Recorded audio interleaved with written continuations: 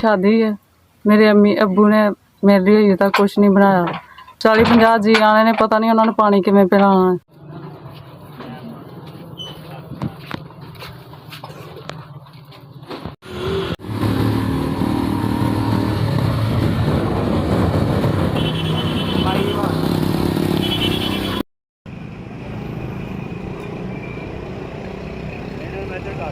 ये ऑटो पे है ना, इसको कितने पैसे लगाम रखा था ये कि ऑटो में चले, ऑटो जल्दी तो ये लेटर चल रहे।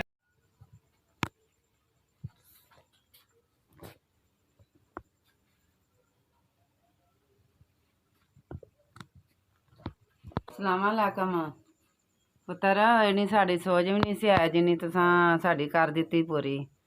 ते अल्लाह मियां तुहानू सही सलामत रखे, भैन भरावां नू, धीआं पुत्तरां नू जिन्हां ने मेरी धी दा इन्ना कुछ बना दिता है।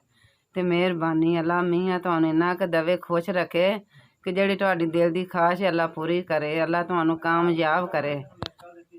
एक पेटी मट्टी, संदूक ते टप ते पक्खा ते मशीन, 2 बिस्तरे, 2 तलाइयां, 2 सराहने। ते पुत्तर बड़ा लख लख वारी शुक्र है ते मेहरबानी तुहाडी। मंजियां भी सोहणियां ने, हर शाई सोहनी है, हर शाई सही है। ते चाचू जी ये सारिया चीज़ां मैनू 85,000 च मिलियां ने। जो तुहाडे ਵੱਲੋਂ सानू खर्चा, तुहाडे ਵੱਲੋਂ जो खर्चा मिलिया वो सारा 85,000 होया है। अल्लाह तुहानू तुहाडे बच्चों दी खुशियां नसीब करे, 100 साल तक जिंदगी पाओ तुसीं। असीं बहुत खुश हाँ चाचू, तुसीं मेरे दिल दियां सारियां खुशियां पूरियां कीतियां। अल्लाह तुहानू होर दे।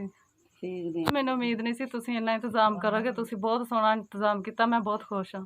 अपने घर चीज़ां ले जाके वरतांगी, मैनू कोई गल नहीं करेगा।